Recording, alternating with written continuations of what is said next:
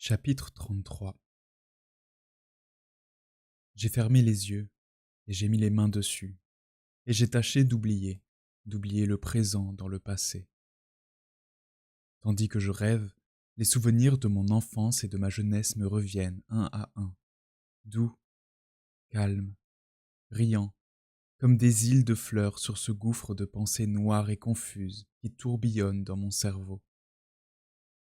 Je me revois enfant, écolier rieur effrayé, jouant, courant, criant avec mes frères dans la grande allée verte de ce jardin sauvage où ont coulé mes premières années. Ancien enclos de religieuse que domine de sa tête de plomb le sombre dôme du Val-de-Grâce. Et puis, 4 ans plus tard, m'y voilà encore, toujours enfant, mais déjà rêveur et passionné. Il y a une jeune fille dans le solitaire jardin. La petite Espagnole, avec ses grands yeux et ses grands cheveux, sa peau brune et dorée, ses lèvres rouges et ses joues roses, l'Andalouse de 14 ans, Pepa. Nos mères nous ont dit d'aller courir ensemble. Nous sommes venus nous promener. On nous a dit de jouer, et nous causons, enfants du même âge, non du même sexe. Pourtant, il n'y a encore qu'1 an, nous courions, nous luttions ensemble. Je disputais à Pépita la plus belle pomme du panier. Je la frappais pour un nid d'oiseau. Elle pleurait. Je disais « C'est bien fait !» et nous allions tous deux nous plaindre ensemble à nos mères, qui nous donnaient tort tout haut et raison tout bas. Maintenant, elle s'appuie sur mon bras, et je suis tout fier et tout ému. Nous marchons lentement, nous parlons bas. Elle laisse tomber son mouchoir, je le lui ramasse. Nos mains tremblent en se touchant. Elle me parle des petits oiseaux, de l'étoile qu'on voit là-bas, du couchant vermeil derrière les arbres, ou bien de ses amis de pension, de sa robe et de ses rubans. Nous disons des choses innocentes, et nous rougissons tous deux. La petite fille est devenue jeune fille. Ce soir-là, c'était un soir d'été, nous étions sous les marronniers au fond du jardin. Après un de ces longs silences qui remplissaient nos promenades, elle quitta tout à coup mon bras et me dit « Courons !» Je la vois encore, elle était tout en noir, en deuil de sa grand-mère. Il lui passa par la tête une idée d'enfant. Pépa redevint Pépita. Elle me dit « Courons !» Et elle se mit à courir devant moi, avec sa taille fine comme le corset d'une abeille et ses petits pieds qui relevaient sa robe jusqu'à mi-jambe. Je la poursuivis. Elle fuyait. Le vent de sa course soulevait par moments sa pèlerine noire et me laissait voir son dos brun et frais. J'étais hors de moi. Je l'atteignis près du vieux puisard en ruine. Je la pris par la ceinture, du droit de victoire, et je la fis s'asseoir sur un banc de gazon. Elle ne résista pas. Elle était essoufflée et riait. Moi, j'étais sérieux et je regardais ses prunelles noires à travers ses cils noirs. « Asseyez-vous là, » me dit-elle. « Il fait encore grand jour. Lisons quelque chose. Avez-vous un livre ?» J'avais sur moi le tome 2 des Voyages de Spallanzani. J'ouvris au hasard, je me rapprochai d'elle, elle appuya son épaule à mon épaule, et nous nous mîmes à lire chacun de notre côté, tout bas, la même page. Avant de tourner le feuillet, elle était toujours obligée de m'attendre. Mon esprit allait moins vite que le sien. « Avez-vous fini ?» me disait-elle, que j'avais à peine commencé. Cependant nos têtes se touchaient, nos cheveux se mêlaient, nos haleines peu à peu se rapprochèrent, et nos bouches tout à coup. Quand nous voulûmes continuer notre lecture, le ciel était étoilé. « Oh, maman, maman !» dit-elle en rentrant. « Si tu savais comme nous avons couru !» Moi, je gardai le silence. « Tu ne dis rien ?» me dit ma mère. « Tu as l'air triste ?» J'avais le paradis dans le cœur. C'était une soirée que je me rappellerai toute ma vie. toute ma vie. Chapitre 34. Une heure vient de sonner, je ne sais laquelle. J'entends mal le marteau de l'horloge. Il me semble que j'ai un bruit d'orgue dans les oreilles. Ce sont mes dernières pensées qui bourdonnent. À ce moment suprême où je me recueille dans mes souvenirs, j'y retrouve mon crime avec horreur. Mais je voudrais me repentir davantage encore. J'avais plus de remords avant ma condamnation. Depuis, il semble qu'il n'y ait plus de place que pour les pensées de mort. Pourtant, je voudrais bien me repentir beaucoup. Quand j'ai rêvé une minute à ce qu'il y a de passé dans ma vie, et que j'en reviens au coup de hache qui doit la terminer tout à l'heure, je frissonne comme dans une chose nouvelle. Ma belle enfance, ma belle jeunesse, étoffe dorée dont l'extrémité est sanglante. Entre alors et à présent, il y a une rivière de sang, le sang de l'autre et le mien. Si on lit un jour mon histoire, après tant d'années d'innocence et de bonheur, on ne voudra pas croire à cette année exécrable qui s'ouvre par un crime et se clôt par un supplice. Elle aura l'air dépareillé. Et pourtant, misérable loi et misérables hommes, je n'étais pas un méchant. Oh, mourir dans quelques heures, et penser qu'il y a un an, à pareil jour, j'étais libre et pur, que je faisais mes promenades d'automne, que j'errais sous les arbres et que je marchais dans les feuilles.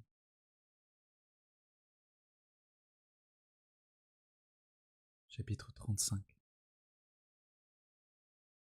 En ce moment même, il y a tout auprès de moi, dans ces maisons qui font cercle autour du palais et de la Grève, et partout dans Paris, des hommes qui vont et viennent, causent et rient, lisent le journal, pensent à leurs affaires, des marchands qui vendent, des jeunes filles qui préparent leurs robes de bal pour ce soir, des mères qui jouent avec leurs enfants.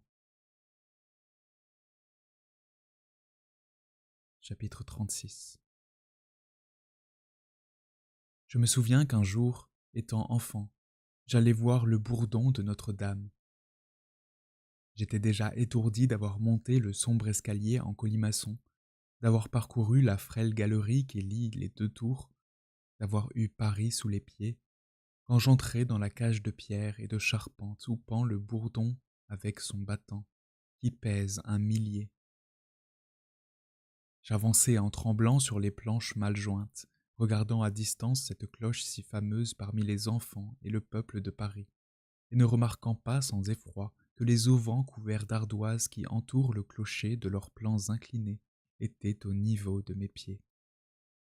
Dans les intervalles, je voyais, en quelque sorte à vol d'oiseau, la place du parvis Notre-Dame, et les passants comme des fourmis. Tout à coup l'énorme cloche tinta, une vibration profonde remua l'air, fit osciller la lourde tour. Le plancher sautait sur les poutres. Le bruit faillit me renverser. Je chancelai, prêt à tomber, prêt à glisser sur les auvents d'ardoise en pente. De terreur, je me couchai sur les planches, les serrant étroitement de mes deux bras, sans parole, sans haleine, avec ce formidable tintement dans les oreilles et sous les yeux ce précipice, cette place profonde où se croisaient tant de passants paisibles et enviés. Eh bien, il me semble que je suis encore dans la tour du Bourdon. C'est tout ensemble un étourdissement et un éblouissement. Il y a comme un bruit de cloche qui ébranle les cavités de mon cerveau. Et autour de moi, je n'aperçois plus cette vie plane et tranquille que j'ai quittée, et où les autres hommes cheminent encore, que de loin et à travers les crevasses d'un abîme.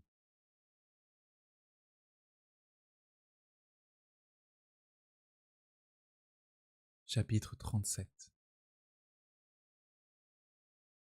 L'hôtel de ville est un édifice sinistre. Avec son toit aigu et roide, son clocheton bizarre, son grand cadran blanc, ses étages à petites colonnes, ses 1000 croisées, ses escaliers usés par les pas, Ses deux arches à droite et à gauche, il est là, de plein pied avec la grève, sombre, lugubre, la face toute rongée de vieillesse, et si noir qu'il est noir au soleil. Les jours d'exécution, il vomit des gendarmes de toutes ses portes, et regarde le condamné avec toutes ses fenêtres. Et le soir, son cadran, qui a marqué l'heure, reste lumineux sur sa façade ténébreuse.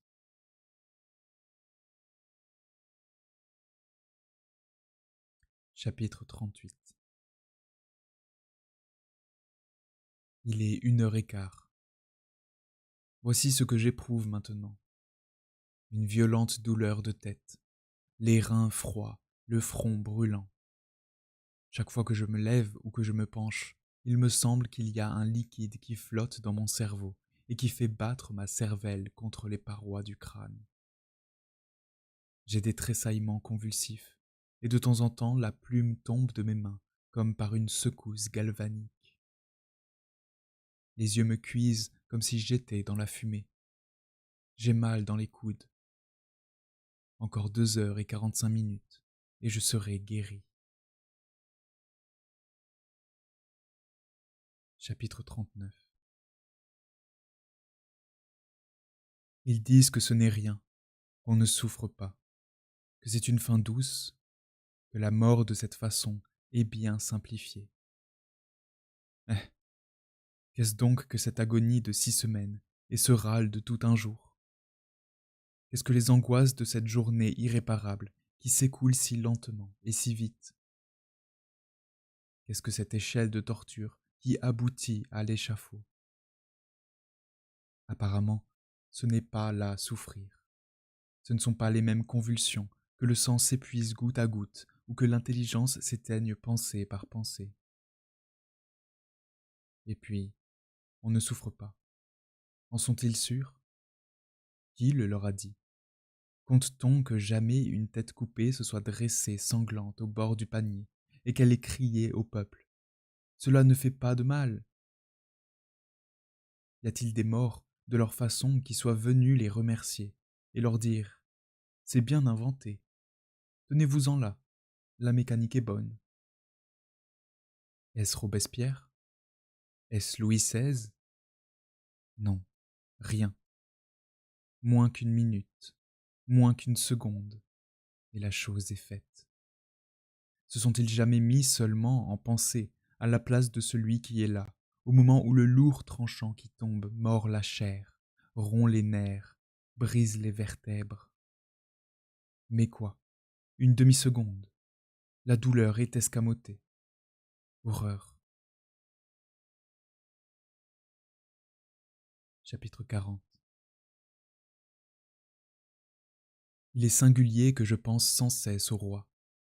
J'ai beau faire, beau secouer la tête, j'ai une voix dans l'oreille qui me dit toujours: il y a dans cette même ville, à cette même heure, et pas bien loin d'ici, dans un autre palais, un homme qui a aussi des gardes à toutes ses portes, un homme unique comme toi dans le peuple, avec cette différence qu'il est aussi haut que tu es bas.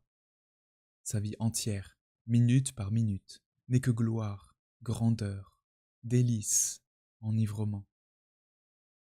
Tout est autour de lui amour, respect, vénération. Les voix les plus hautes deviennent basses en lui parlant, et les fronts les plus fiers ploient. Il n'a que de la soie et de l'or sous les yeux. À cette heure, il tient quelques conseils de ministres où tous sont de son avis, ou bien songe à la chasse de demain, au bal de ce soir, sûr que la fête viendra à l'heure et laissant à d'autres le travail de ses plaisirs. Eh bien, cet homme est de chair et d'os comme toi. Et pour qu'à l'instant même l'horrible échafaud s'écroulât, pour que tout te fût rendu, vie, liberté, fortune, famille, il suffirait qu'il écrivît avec cette plume les 7 lettres de son nom au bas d'un morceau de papier, ou même que son carrosse rencontrât ta charrette. Et il est bon, et il ne demanderait pas mieux peut-être, et il n'en saura rien. Chapitre 41. Eh bien donc, ayons courage avec la mort, prenons cette horrible idée à deux mains, et considérons-la en face. Demandons-lui compte de ce qu'elle est, sachons ce qu'elle nous veut. Retournons-la en tous sens, épelons l'énigme et regardons d'avance dans le tombeau. Il me semble que, dès que mes yeux seront fermés, je verrai une grande clarté et des abîmes de lumière où mon esprit roulera sans fin. Il me semble que le ciel lumineux de sa propre essence, que les astres y feront des taches obscures, et qu'au lieu d'être comme pour les yeux vivants des paillettes d'or sur du velours gris, ils sembleront des points noirs sur du drap d'or. Ou bien, misérable que je suis, ce sera peut-être un gouffre hideux, profond, dont les parois seront tapissées de ténèbres et où je tomberai sans cesse en voyant des formes remuer dans l'ombre. Ou bien, en m'éveillant après le coup, je me trouverai peut-être sur quelque surface plane et humide, rampant dans l'obscurité et tournant sur moi-même comme une tête qui roule. Il me semble qu'il y aura un grand vent qui me poussera, et que je serai heurté çà et là par d'autres têtes roulantes. Il y aura par place des mares et des ruisseaux d'un liquide inconnu et tiède. Tout sera noir. Quand mes yeux, dans leur rotation, seront tournés en haut, ils ne verront qu'un ciel sombre dont les couches épaisses pèseront sur eux, et au loin dans le fond de grandes arches de fumée plus noires que les ténèbres. Ils verront aussi voltiger dans la nuit de petites étincelles rouges qui, en s'approchant, deviendront des oiseaux de feu. Et ce sera ainsi toute l'éternité.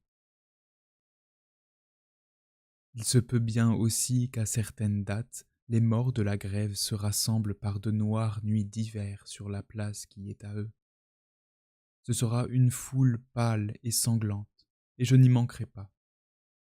Il n'y aura pas de lune, et l'on parlera à voix basse. L'hôtel de ville sera là, avec sa façade vermoulue, son toit déchiqueté, et son cadran qui aura été sans pitié pour tous. Il y aura sur la place une guillotine de l'enfer, où un démon exécutera un bourreau. Ce sera à 4 heures du matin. À notre tour, nous ferons foule autour. Il est probable que cela est ainsi. Mais si ces morts-là reviennent, sous quelle forme reviennent-ils? Que gardent-ils de leur corps incomplet et mutilé? Que choisissent-ils? Est-ce la tête ou le tronc qui est spectre? Hélas, qu'est-ce que la mort fait avec notre âme? Quelle nature lui laisse-t-elle? Qu'a-t-elle à lui prendre ou à lui donner? Où la met-elle? Lui prête-t-elle quelquefois des yeux de chair pour regarder sur la terre et pleurer? Ah, un prêtre qui sache cela. Je veux un prêtre et un crucifix à baiser. Mon Dieu, toujours le même. Chapitre 42. Je l'ai prié de me laisser dormir, et je me suis jeté sur le lit. En effet, j'avais un flot de sang dans la tête qui m'a fait dormir. C'est mon dernier sommeil de cette espèce. J'ai fait un rêve. J'ai rêvé que c'était la nuit. Il me semblait que j'étais dans mon cabinet avec 2 ou 3 de mes amis, je ne sais plus lesquels. Ma femme était couchée dans la chambre à coucher, à côté, et dormait avec son enfant. Nous parlions à voix basse, mes amis et moi, et ce que nous disions nous effrayait. Tout à coup, il me sembla entendre un bruit quelque part dans les autres pièces de l'appartement. Un bruit faible, étrange, indéterminé. Mes amis avaient entendu comme moi. Nous écoutâmes. C'était comme une serrure qu'on ouvre sourdement, comme un verrou qu'on scie à petit bruit. Il y avait quelque chose qui nous glaçait. Nous avions peur. Nous pensâmes que peut-être c'étaient des voleurs qui s'étaient introduits chez moi, à cette heure si avancée de la nuit. Nous résolûmes d'aller voir. Je me levai, je pris la bougie. Mes amis me suivaient un à un. Nous traversâmes la chambre à coucher, à côté. Ma femme dormait avec son enfant. Puis nous arrivâmes dans le salon. Rien. Les portraits étaient immobiles dans leur cadre d'or sur la tenture rouge. Il me sembla que la porte du salon à la salle à manger n'était point à sa place ordinaire. Nous entrâmes dans la salle à manger. Nous en fîmes le tour. Je marchai le premier. La porte sur l'escalier était bien fermée, les fenêtres aussi. Arrivé près du poêle, je vis que l'armoire au linge était ouverte, et que la porte de cette armoire était tirée sur l'angle du mur, comme pour le cacher. Cela me surprit. Nous pensâmes qu'il y avait quelqu'un derrière la porte. Je portai la main à cette porte pour refermer l'armoire. Elle résista. Étonné, je tirai plus fort. Elle céda brusquement, et nous découvrit une petite vieille, les mains pendantes, les yeux fermés, immobile, debout, et comme collée dans l'angle du mur. Cela avait quelque chose de hideux, et mes cheveux se dressent d'y penser. Je demandai à la vieille : « Que faites-vous là ?» Elle ne répondit pas. Je lui demandai : « Qui êtes-vous » Elle ne répondit pas, ne bougea pas et resta les yeux fermés. Mes amis dirent : « C'est sans doute la complice de ceux qui sont entrés avec de mauvaises pensées. Ils se sont échappés en nous entendant venir. Elle n'aura pu fuir et s'est cachée là. » Je l'ai interrogée de nouveau. Elle est demeurée sans voix, sans mouvement, sans regard. Un de nous l'a poussée à terre. Elle est tombée. Elle est tombée tout d'une pièce, comme un morceau de bois, comme une chose morte. Nous l'avons remuée du pied, puis deux de nous l'ont relevée et de nouveau appuyée au mur. Elle n'a donné aucun signe de vie. On lui a crié dans l'oreille. Elle est restée muette, comme si elle était sourde. Cependant, nous perdions patience, et il y avait de la colère dans notre terreur. Un de nous m'a dit : « Mettez-lui la bougie sous le menton. » Je lui ai mis la mèche enflammée sous le menton. Alors elle a ouvert un œil à demi, un œil vide, terne, affreux, et qui ne regardait pas. J'ai ôté la flamme et j'ai dit : « Ah, enfin, répondras-tu, vieille sorcière ? Qui es-tu » L'œil s'est refermé comme de lui-même. « Pour le coup, c'est trop fort, » ont dit les autres. « Encore la bougie, encore, il faudra bien qu'elle parle. » J'ai replacé la lumière sous le menton de la vieille. Alors, elle a ouvert ses deux yeux lentement, nous a regardés tous les uns après les autres, puis, se baissant brusquement, a soufflé la bougie avec un souffle glacé. Au même moment, j'ai senti 3 dents aiguës s'imprimer sur ma main, dans les ténèbres. Je me suis réveillé, frissonnant et baigné d'une sueur froide. Le bon aumônier était assis au pied de mon lit et lisait des prières. « Ai-je dormi longtemps ?» lui ai-je demandé. « Mon fils, » m'a-t-il dit, « vous avez dormi 1 heure. On vous a amené votre enfant. Elle est là dans la pièce voisine, qui vous attend. Je n'ai pas voulu qu'on vous éveillât. »« Oh !» ai-je crié. « Ma fille, qu'on m'amène ma fille !»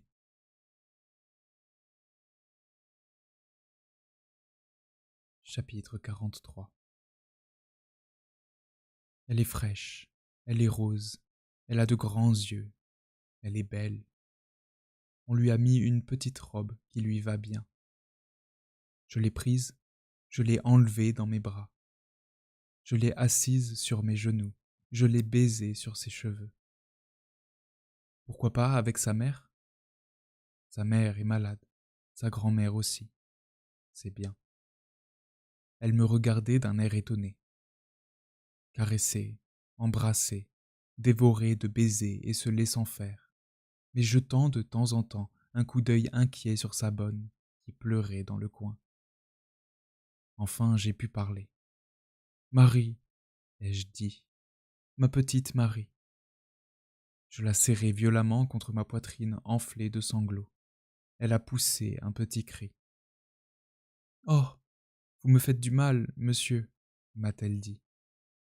Monsieur, il y a bientôt 1 an qu'elle ne m'a vu, la pauvre enfant. Elle m'a oublié, visage, paroles, accent. Et puis, qui me reconnaîtrait avec cette barbe, ces habits et cette pâleur?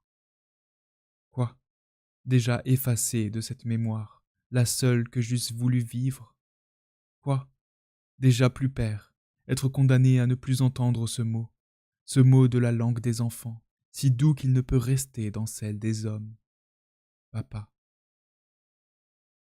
Et pourtant l'entendre de cette bouche, encore une fois, une seule fois, voilà tout ce que j'eusse demandé pour les 40 ans de vie qu'on me prend.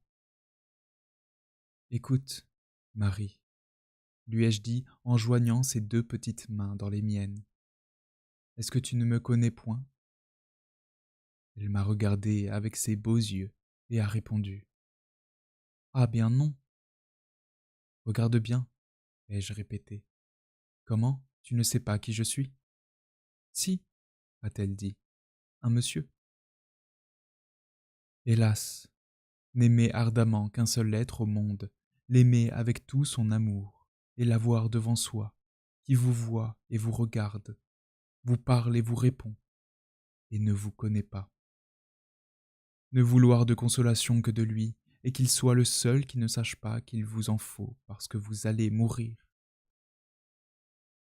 Marie, ai-je repris, as-tu un papa? Oui, monsieur, a dit l'enfant. Eh bien, où est-il? Elle a levé ses grands yeux étonnés. Ah, vous ne savez donc pas? Il est mort. Puis elle a crié. J'avais failli la laisser tomber. Mort, disais-je. Marie, sais-tu ce que c'est qu'être mort? Oui, monsieur, a-t-elle répondu. Il est dans la terre et dans le ciel. Elle a continué d'elle-même. Je prie le bon Dieu pour lui matin et soir sur les genoux de maman. Je l'ai baisé au front. Marie, dis-moi ta prière. Je ne peux pas, monsieur. Une prière, cela ne se dit pas dans le jour. Venez ce soir dans ma maison, je la dirai. C'était assez de cela. Je l'ai interrompu.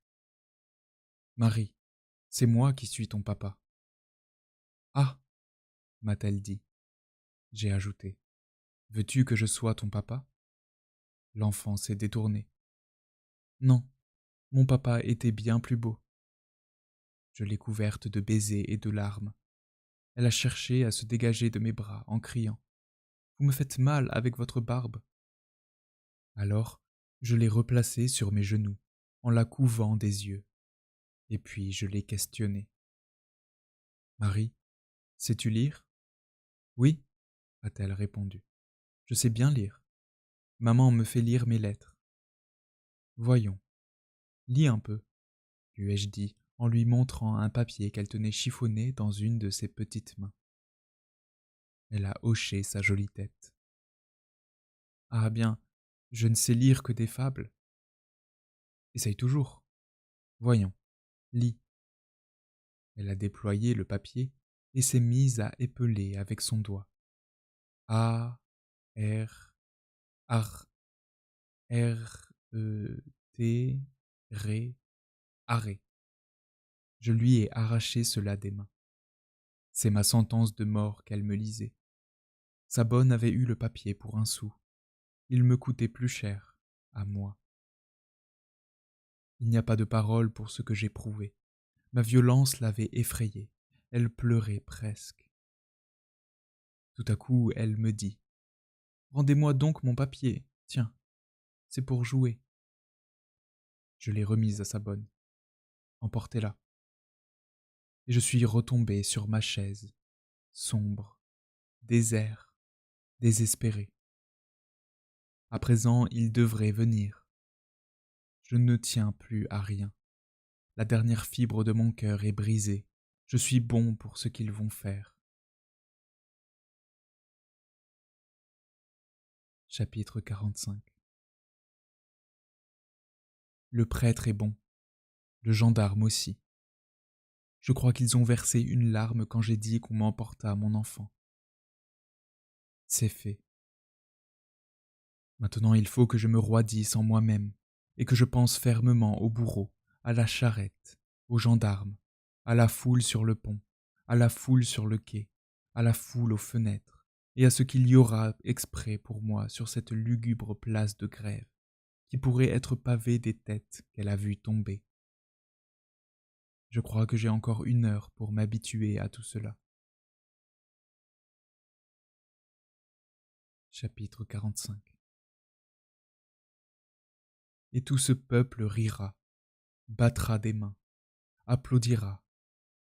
Et parmi tous ces hommes, libres et inconnus des geôliers, qui courent pleins de joie à une exécution, dans cette foule de têtes qui couvrira la place, il y aura plus d'une tête prédestinée qui suivra la mienne tôt ou tard dans un panier rouge. Plus d'un qui y vient pour moi, y viendra pour soi. Pour ces êtres fatals, il y a sur un certain point de la place de Grève un lieu fatal, un centre d'attraction, un piège. Ils tournent autour jusqu'à ce qu'ils y soient. Chapitre 46. Ma petite Marie. On l'a remmenée jouer.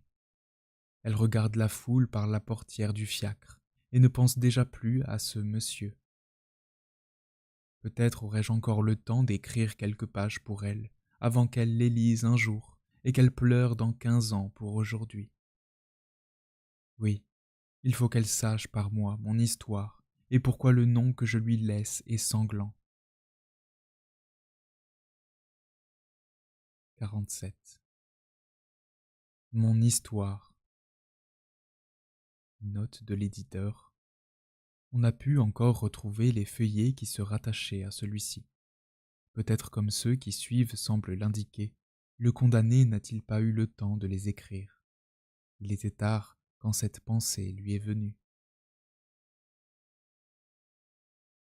Chapitre 48. D'une chambre de l'hôtel de ville. De l'hôtel de ville. Ainsi j'y suis. Le trajet exécrable est fait. La place est là, et au-dessous de la fenêtre l'horrible peuple qui aboie, et m'attend, et rit. J'ai eu beau me roidir, beau me crisper, le cœur m'a failli. Quand j'ai vu au-dessus des têtes ces 2 bras rouges, avec leurs triangles noirs au bout, dressés entre les 2 lanternes du quai, le cœur m'a failli. J'ai demandé à faire une dernière déclaration. On m'a déposé ici, et l'on est allé chercher quelques procureurs du roi. Je l'attends. C'est toujours cela de gagner. Voici. 3 heures sonnées. On est venu m'avertir qu'il était temps. J'ai tremblé comme si j'eusse pensé à autre chose depuis 6 heures, depuis 6 semaines, depuis 6 mois. Cela m'a fait l'effet de quelque chose d'inattendu. Ils m'ont fait traverser leurs corridors et descendre leurs escaliers. Ils m'ont poussé entre 2 guichets du rez-de-chaussée, salle sombre, étroite, voûtée, à peine éclairée d'un jour de pluie et de brouillard. Une chaise était au milieu. Ils m'ont dit de m'asseoir. Je me suis assis. Il y avait près de la porte et le long des murs quelques personnes debout, outre le prêtre et les gendarmes, et il y avait aussi 3 hommes. Le premier, le plus grand, le plus vieux, était gras et avait la face rouge. Il portait une redingote et un chapeau à 3 cornes déformées. C'était lui. C'était le bourreau, le valet de la guillotine. Les 2 autres étaient ses valets, à lui. À peine assis, les 2 autres se sont approchés de moi, par derrière, comme des chats. Puis tout à coup j'ai senti un froid d'acier dans mes cheveux, et les ciseaux ont grincé à mes oreilles. Mes cheveux, coupés au hasard, tombaient par mèches sur mes épaules. et l'homme au chapeau à 3 cornes les époussetait doucement avec sa grosse main. Autour, on parlait à voix basse. Il y avait un grand bruit au dehors, comme un frémissement qui ondulait dans l'air. J'ai cru d'abord que c'était la rivière, mais, à des rires qui éclataient, j'ai reconnu que c'était la foule. Un jeune homme, près de la fenêtre, qui écrivait avec un crayon sur un portefeuille, a demandé à un des guichetiers comment s'appelait ce qu'on faisait là. La toilette du condamné, a répondu l'autre. J'ai compris que cela serait demain dans le journal. Tout à coup, l'un des valets m'a enlevé ma veste, et l'autre a pris mes 2 mains qui pendaient, les a ramenées derrière mon dos, et j'ai senti les nœuds d'une corde se rouler lentement autour de mes poignets rapprochés. En même temps, l'autre détachait ma cravate, ma chemise de batiste, seul lambeau qui me resta du moi d'autrefois, l'a fait en quelque sorte hésiter un moment. Puis il s'est mis à en couper le col. À cette précaution horrible, au saisissement de l'acier qui touchait mon cou, mes coudes ont tressailli, et j'ai laissé échapper un rugissement étouffé. La main de l'exécuteur a tremblé. « Monsieur, m'a-t-il dit, pardon, est-ce que je vous ai fait mal ?» Ces bourreaux sont des hommes très doux. La foule hurlait plus haut au dehors. Le gros homme au visage bourgeonné m'a offert à respirer un mouchoir imbibé de vinaigre. « Merci, lui ai-je dit de la voix la plus forte que j'ai pu. C'est inutile. Je me trouve bien. » Alors l'un d'eux s'est baissé et m'a lié les 2 pieds au moyen d'une corde fine et lâche qui ne me laissait à faire que de petits pas. Cette corde est venue se rattacher à celle de mes mains. Puis le gros homme a jeté la veste sur mon dos et a noué les manches ensemble, sous mon menton. Ce qu'il y avait à faire là était fait. Alors le prêtre s'est approché avec son crucifix. « Allons, mon fils, » m'a-t-il dit. Les valets m'ont pris sous les aisselles. Je me suis levé. J'ai marché. Mes pas étaient mous et fléchissaient comme si j'avais eu 2 genoux à chaque jambe. En ce moment, la porte extérieure s'est ouverte à 2 battants. Une clameur furieuse et l'air froid et la lumière blanche ont fait irruption jusqu'à moi dans l'ombre.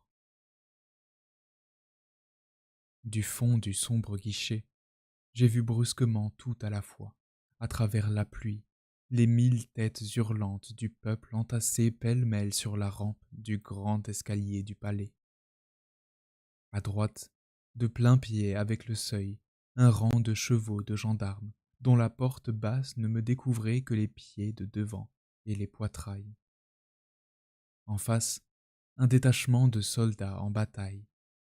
À gauche, l'arrière d'une charrette, auquel s'appuyait une roue d'échelle. Tableau hideux, bien encadré dans une porte de prison. C'est pour ce moment redouté que j'avais gardé mon courage. J'ai fait 3 pas, et j'ai paru sur le seuil du guichet. « Le voilà! Le voilà !» a crié la foule. « Il sort! Enfin !» Et les plus près de moi battaient des mains, si fort qu'on aime un roi, ce serait moins de fête. C'était une charrette ordinaire, avec un cheval étique et un charretier en sarrau bleu à dessins rouges, comme ceux des maraîchers des environs de Bicêtre. Le gros homme en chapeau à 3 cornes est monté le premier. « Bonjour, monsieur Samson !» criaient des enfants pendus à des grilles. Un valet l'a suivi. « Bravo, mardi !» ont crié de nouveau les enfants. Ils se sont assis tous 2 sur la banquette de devant. C'était mon tour. J'ai monté d'une allure assez ferme. « Il va bien !» a dit une femme à côté des gendarmes. Cet atroce éloge m'a donné du courage. Le prêtre est venu se placer auprès de moi. On m'avait assis sur la banquette de derrière, le dos tourné au cheval. J'ai frémi de cette dernière attention. Ils mettent de l'humanité là-dedans. J'ai voulu regarder autour de moi, gendarmes devant, gendarmes derrière, puis de la foule et de la foule, une mer de têtes sur la place. Un piquet de gendarmerie à cheval m'attendait à la porte de la grille du palais. L'officier a donné l'ordre. La charrette et son cortège se sont mis en mouvement, comme poussés en avant par un hurlement de la populace. On a franchi la grille. Au moment où la charrette a tourné vers le pont au change, la place a éclaté en bruit, du pavé au toit, et les ponts et les quais ont répondu à faire un tremblement de terre. C'est là que le piquet qui attendait s'est rallié à l'escorte. « Chapeau bas! Chapeau bas !» criaient 1000 bouches ensemble, comme pour le roi. Alors j'ai ri horriblement aussi, moi, et j'ai dit au prêtre, « Eux les chapeaux, moi la tête. » On allait au pas, le quai aux fleurs embaumées, ces jours de marché, les marchands ont quitté leurs bouquets pour moi. Vis-à-vis, un peu avant la tour carrée qui fait le coin du palais, il y a des cabarets, dont les entresols étaient pleins de spectateurs heureux de leur belle place. Surtout des femmes. La journée doit être bonne pour les cabaretiers. On louait des tables, des chaises, des échafaudages, des charrettes, tout plié de spectateurs. Des marchands de sang humain criaient à tue-tête. Qui veut des places? Une rage m'a pris contre ce peuple. J'ai eu envie de leur crier. Qui veut la mienne? Cependant la charrette avançait. À chaque pas qu'elle faisait, la foule se démolissait derrière elle, et je la voyais de mes yeux égarés qui s'allaient reformer plus loin sur d'autres points de mon passage. En entrant sur le pont au change, j'ai par hasard jeté les yeux à ma droite en arrière. Mon regard s'est arrêté sur l'autre quai, au-dessus des maisons, à une tour noire, isolée, hérissée de sculptures, au sommet de laquelle je voyais 2 monstres de pierre assis de profil. Je ne sais pourquoi j'ai demandé au prêtre ce que c'était que cette tour. « Saint-Jacques-la-Boucherie », a répondu le bourreau.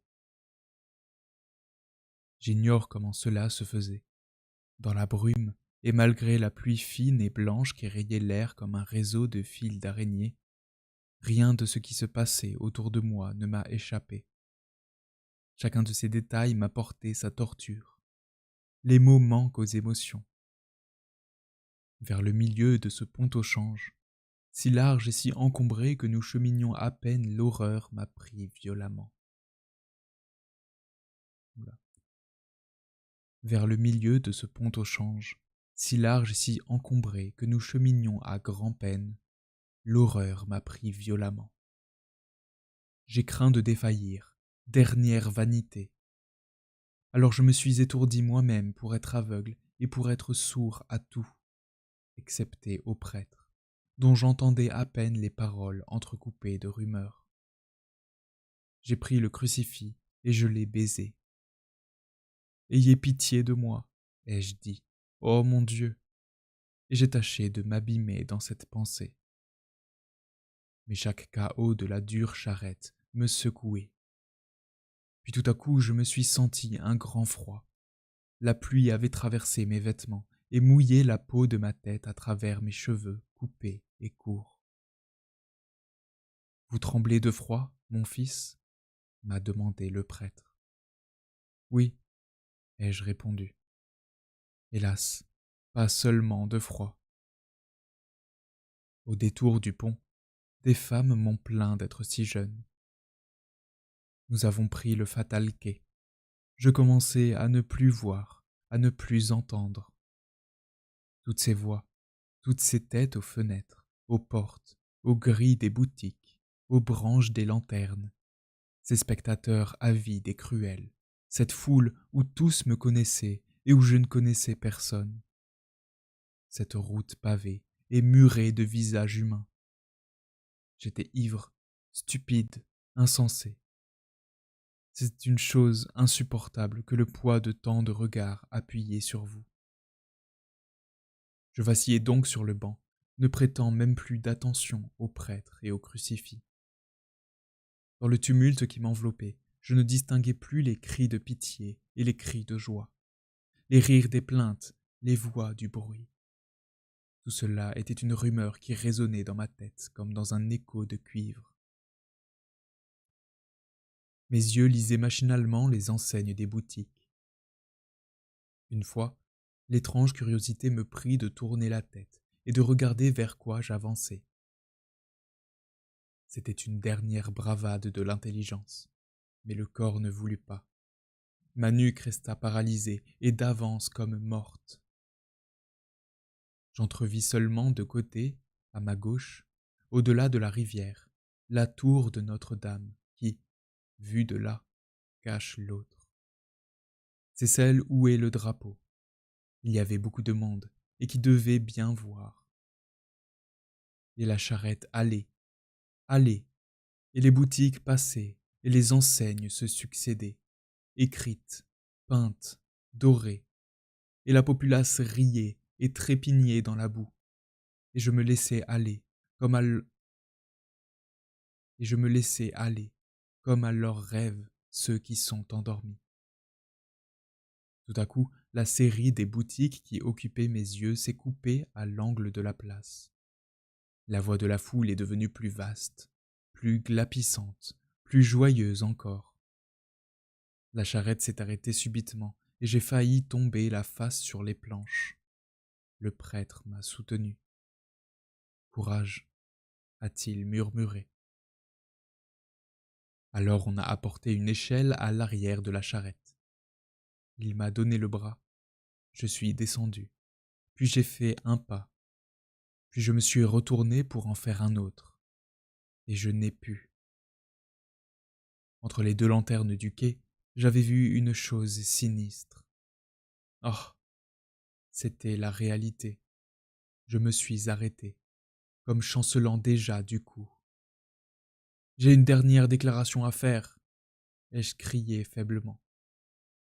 On m'a monté ici. J'ai demandé qu'on me laissât écrire mes dernières volontés. Ils m'ont délié les mains, mais la corde est ici, toute prête, et le reste est en bas. Chapitre 49. Un juge, un commissaire, un magistrat, je ne sais de quelle espèce, vient de venir. Je lui ai demandé ma grâce en joignant les deux mains et en me traînant sur les deux genoux. Il m'a répondu, en souriant fatalement, si c'est là tout ce que j'avais à lui dire. Ma grâce, ai-je répété, ou, par pitié, 5 minutes encore. Qui sait, elle viendra peut-être. Cela est si horrible à mon âge de mourir ainsi. Des grâces qui arrivent au dernier moment, on l'a vu souvent. Et à qui fera-t-on grâce, monsieur, si ce n'est à moi? Cet exécrable bourreau, il s'est approché du juge pour lui dire que l'exécution devait être faite à une certaine heure, et que cette heure approchait. Qu'il était responsable, que d'ailleurs il pleut, et que cela risque de se rouiller. Eh, par pitié, 1 minute pour attendre ma grâce. Ou je me défends, je mords. Le juge et le bourreau sont sortis. Je suis seul avec 2 gendarmes. Oh, l'horrible peuple, avec ses cris d'hyène. Qui sait, si je ne lui échapperai pas, si je ne serai pas sauvé, si ma grâce... Il est impossible qu'on ne me fasse pas grâce. Ah, les misérables, il me semble qu'on monte l'escalier. 4 heures.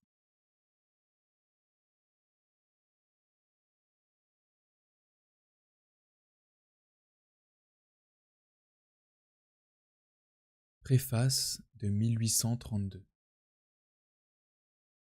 Il n'y avait en tête des premières éditions de cet ouvrage, publié d'abord sans nom d'auteur, que les quelques lignes qu'on va lire. Il y a deux manières de se rendre compte de l'existence de ce livre, où il y a eu, en effet, une liasse de papiers jaunes et inégaux sur lesquels on a trouvé, enregistrées une à une, les dernières pensées d'un misérable, où il s'est rencontré un homme, un rêveur occupé à observer la nature au profit de l'art, un philosophe, un poète, que sais-je, dont cette idée a été la fantaisie, qu'il a prise, ou plutôt s'est laissé prendre par elle, et n'a pu s'en débarrasser qu'en la jetant dans un livre. De ces deux explications, le lecteur choisira celle qu'il voudra. Comme on le voit, à l'époque où ce livre fut publié, l'auteur ne jugea pas à propos de dire dès lors toute sa pensée. Il aima mieux attendre qu'elle fût comprise et voir si elle le serait. Elle l'a été. L'auteur aujourd'hui peut démasquer l'idée politique, l'idée sociale qu'il avait voulu populariser sous cette innocente et candide forme littéraire. Il déclare donc, ou plutôt il avoue hautement que le dernier jour d'un condamné n'est autre chose qu'un plaidoyer, direct ou indirect, comme on voudra, pour l'abolition de la peine de mort. Ce qu'il a eu dessein de faire, ce qu'il voudrait que la postérité vît dans son œuvre, si jamais elle s'occupe de si peu, ce n'est pas la défense spéciale et toujours facile et toujours transitoire de tel ou tel criminel choisi, de tel ou tel accusé d'élection. C'est la plaidoirie générale et permanente pour tous les accusés présents et à venir. C'est le grand point de droit de l'humanité allégué et plaidé à toute voix devant la société, qui est la grande cour de cassation. C'est cette suprême fin de non-recevoir, aborrecere a sanguine, construite à tout jamais en avant de tous les procès criminels.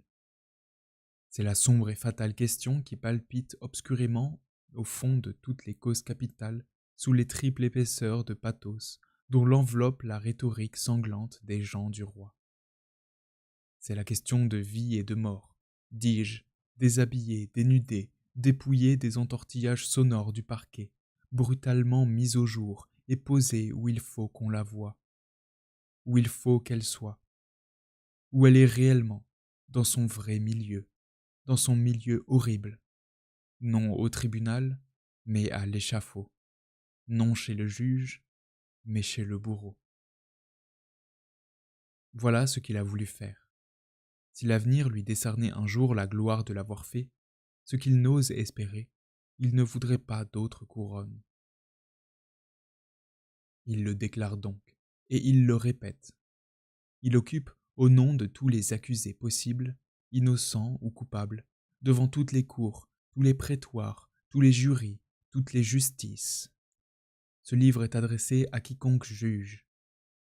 Et pour que le plaidoyer soit aussi vaste que la cause, il a dû, et c'est pour cela que le dernier jour d'un condamné est ainsi fait, élaguer de toutes parts dans son sujet le contingent, l'accident, le particulier, le spécial, le relatif, le modifiable, l'épisode, l'anecdote, l'événement, le nom propre, et se borner, si c'est là se borner, à plaider la cause d'un condamné quelconque, exécuté un jour quelconque, pour un crime quelconque. Heureux si, sans autres outils que sa pensée, il a fouillé assez avant pour faire saigner un cœur sous l'os triplex du magistrat. Heureux s'il a rendu pitoyables ceux qui se croient justes. Heureux si, à force de creuser dans le juge, il a réussi quelquefois à y retrouver un homme. Il y a 3 ans, quand ce livre parut, quelques personnes imaginèrent que cela valait la peine d'en contester l'idée à l'auteur. Les uns supposèrent un livre anglais, les autres un livre américain. Singulière manie de chercher à 1000 lieues les origines des choses et de faire couler des sources du Nil le ruisseau qui lave votre rue. Hélas, il n'y a en ceci ni livre anglais, ni livre américain, ni livre chinois.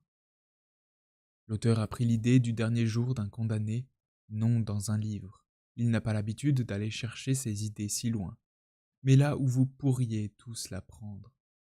Où vous l'aviez prise peut-être, car qui n'a fait ou rêvé dans son esprit le dernier jour d'un condamné? Tout bonnement sur la place publique, sur la place de Grève. C'est là qu'un jour en passant, il a ramassé cette idée fatale, gisante dans une mare de sang sous les rouges moignons de la guillotine. Depuis, chaque fois qu'au gré des funèbres jeudis de la Cour de cassation, il arrivait un de ces jours où le cri d'un arrêt de mort se fait dans Paris, chaque fois que l'auteur entendait passer sous ses fenêtres ces hurlements enroués qui ameutent des spectateurs pour la grève, chaque fois la douloureuse idée lui revenait, s'emparait de lui emplissait la tête de gendarmes, de bourreaux et de foules, lui expliquait heure par heure les dernières souffrances du misérable agonisant. En ce moment, on le confesse. En ce moment, on lui coupe les cheveux. En ce moment, on lui lie les mains. Le sommet, lui, pauvre poète, de dire tout cela à la société, qui fait ses affaires pendant que cette chose monstrueuse s'accomplit. Le presser, le pousser, le secouer, lui arracher ses vers de l'esprit, s'il était en train d'en faire, et les tuer à peine ébauchés, barrer tous ses travaux, se mettait en travers de tout, l'investissait, l'obsédait, l'assiégeait.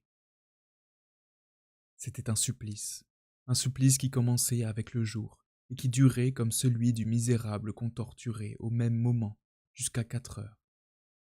Alors seulement, une fois le ponens caput expiravit, crié par la voix sinistre de l'horloge, l'auteur respirait enfin et retrouvait quelque liberté d'esprit. Un jour, enfin, c'était à ce qu'il croit le lendemain de l'exécution d'Ulbach, il se mit à écrire ce livre. Depuis lors, il a été soulagé. Quand un de ces crimes publics, qu'on nomme exécution judiciaire, a été commis, sa conscience lui a dit qu'il n'en était plus solidaire, et qu'il n'a plus senti à son front cette goutte de sang qui jaillit de la grève sur la tête de tous les membres de la communauté sociale. Toutefois, cela ne suffit pas. Se laver les mains est bien, empêcher le sang de couler serait mieux. Aussi, ne connaîtrait-il pas de but plus élevé, plus saint, plus auguste que celui-là? Concourir à l'abolition de la peine de mort. Aussi, est-ce du fond du cœur qu'il adhère aux vœux et aux efforts des hommes généreux de toutes les nations qui travaillent depuis plusieurs années à jeter bas l'arbre patibulaire, le seul arbre que les révolutions ne déracinent pas. C'est avec joie qu'il vient à son tour, lui, chétif, donner son coup de cognée et élargir de son mieux l'entaille que Beccaria a faite, il y a 66 ans, au vieux gibet dressé depuis tant de siècles sur la chrétienté. Nous venons de dire que l'échafaud est le seul édifice que les révolutions ne démolissent pas. Il est rare, en effet, que les révolutions soient sobres de sang humain et, venues qu'elles soient pour émonder, pour ébrancher, pour étêter la société, la peine de mort est une des serpes dont elles se dessaisissent le plus malaisément. Nous l'avouerons cependant, si jamais révolution nous parut digne et capable d'abolir la peine de mort, c'est la révolution de Juillet. Il semble, en effet, qu'il appartenait au mouvement populaire le plus clément des temps modernes de raturer la pénalité barbare de Louis XI, de Richelieu et de Robespierre, et d'inscrire au front de la loi l'inviolabilité de la vie humaine. 1830 méritait de briser le couperet de 93. Nous l'avons espéré un moment, en août 1830. Il y avait tant de générosité et de pitié dans l'air, un tel esprit de douceur et de civilisation flottait dans les masses. On se sentait le cœur si bien épanoui de l'approche d'un bel avenir qu'il nous sembla que la peine de mort était abolie de droit, d'emblée, d'un consentement tacite et unanime, comme le reste des choses mauvaises qui nous avaient gênés. Le peuple venait de faire un feu de joie des guenilles de l'ancien régime. Celle-là était la guenille sanglante. Nous la crûmes dans le tas, nous la crûmes brûlée comme les autres. Et pendant quelques semaines, confiants et crédules, nous eûmes foi pour l'avenir à l'inviolabilité de la vie comme à l'inviolabilité de la liberté. Et en effet, 2 mois s'étaient à peine écoulés qu'une tentative fut faite pour résoudre en réalité légale l'utopie sublime de César Bonessana. Malheureusement, cette tentative fut gauche, maladroite, presque hypocrite, et faite dans un autre intérêt que l'intérêt général. Au mois d'octobre 1830, on se le rappelle, quelques jours après avoir écarté par l'ordre du jour la proposition d'ensevelir Napoléon sous la couronne, la chambre tout entière se mit à pleurer et à bramer. La question de la peine de mort fut mise sur le tapis. Nous allons dire quelques lignes plus bas à quelles occasions. Et alors il sembla que toutes ces entrailles de législateur étaient prises d'une subite et merveilleuse miséricorde. Ce fut à qui parlerait, à qui gémirait, à qui lèverait les mains au ciel. La peine de mort, grand Dieu, quelle horreur! Tel vieux procureur général, blanchi dans la robe rouge, qui avait mangé toute sa vie le pain trempé de sang des réquisitoires, se composa tout à coup un air piteux et attesta les dieux qu'il était indigné de la guillotine. Pendant 2 jours, la tribune ne désemplit pas de harangueurs en pleureuses. Ce fut une lamentation, une myriologie, un concert de psaumes lugubres, un super flumina babylonis, un sabbat mater dolorosa, une grande symphonie en ut, avec chœur, exécutée par tout cet orchestre d'orateurs qui garnit les premiers bancs de la chambre et rend de si beaux sons dans les grands jours. Tel vint avec sa basse, tel avec son fausset. Rien n'y manqua. La chose fut on ne peut plus pathétique et pitoyable. La séance de nuit, surtout, fut tendre, paterne et déchirante comme un 5e acte de la chaussée. Le bon public, qui n'y comprenait rien, avait les larmes aux yeux. De quoi s'agissait-il donc? D'abolir la peine de mort? Oui et non. Voici le fait. 4 hommes du monde, 4 hommes comme il faut, de ces hommes qu'on a pu rencontrer dans un salon et avec qui peut-être on a échangé quelques paroles polies, 4 de ces hommes, dis-je, avaient tenté dans les hautes régions politiques un de ces coups hardis que Bacon appelle crimes et que Machiavel appelle entreprise. Or, crime ou entreprise, la loi brutale pour tous punit cela de mort. Et les 4 malheureux étaient là, prisonniers, captifs de la loi, gardés par 300 cocardes tricolores sous les belles ogives de Vincennes. Que faire et comment faire? Vous comprenez qu'il est impossible d'envoyer à la grève dans une charrette ignoblement liée avec de grosses cordes, dos à dos, avec ce fonctionnaire qu'il ne faut pas seulement nommer, 4 hommes comme vous et moi, 4 hommes du monde. Encore s'il y avait une guillotine en acajou. Et il n'y a qu'à abolir la peine de mort. Et là-dessus, la chambre se met en besogne. Remarquez, messieurs, qu'hier encore vous traitiez cette abolition d'utopie, de théorie, de rêve, de folie, de poésie. Remarquez que ce n'est pas la première fois qu'on cherche à appeler votre attention sur la charrette, sur les grosses cordes et sur l'horrible machine écarlate, et qu'il est étrange que ce hideux attirail vous saute ainsi aux yeux tout à coup. Bah, c'est bien de cela qu'il s'agit. Ce n'est pas à cause de vous, peuple, que nous abolissons la peine de mort, mais à cause de nous, députés qui pouvons être ministres. Nous ne voulons pas que la mécanique de Guillotin morde les hautes classes. Nous la brisons. Tant mieux si cela arrange tout le monde, mais nous n'avons songé qu'à nous. Ucalégon brûle. Éteignons le feu. Vite, supprimons le bourreau. Biffons le code. C'est ainsi qu'un alliage d'égoïsme altère et dénature les plus belles combinaisons sociales. C'est la veine noire dans le marbre blanc. Elle circule partout et apparaît à tout moment à l'improviste, sous le ciseau. Votre statut est à refaire. Certes, il n'est pas besoin que nous le déclarions ici. Nous ne sommes pas de ceux qui réclamaient les têtes des 4 ministres. Une fois ces infortunés arrêtés, la colère indignée que nous avait inspirée leur attentat s'est changée. chez nous comme chez tout le monde, en une profonde pitié. Nous avons songé aux préjugés d'éducation de quelques-uns d'entre eux, au cerveau peu développé de leur chef, relats fanatiques et obstinés des conspirations de 1804, blanchis avant l'âge sous l'ombre humide des prisons d'État, aux nécessités fatales de leur position commune, à l'impossibilité d'enrayer sur cette pente rapide où la monarchie s'était lancée elle-même à toute bride le 8 août 1829, à l'influence trop peu calculée par nous jusqu'alors de la personne royale, surtout à la dignité que l'un d'entre eux répandait comme un manteau de pourpre sur leur malheur. Nous sommes de ceux qui leur souhaitaient bien sincèrement la vie sauve, et qui étaient prêts à se dévouer pour cela. Si jamais, par impossible, leur échafaud eût été dressé un jour en grève, nous ne doutons pas, et si c'est une illusion, nous voulons la conserver. Nous ne doutons pas qu'il n'y eût eu une émeute pour le renverser, et celui qui écrit ces lignes eût été de cette sainte émeute.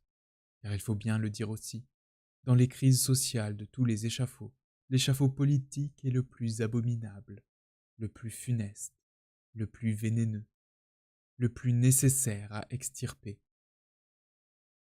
Cette espèce de guillotine-là prend racine dans le pavé, et en peu de temps repousse de boutures sur tous les points du sol.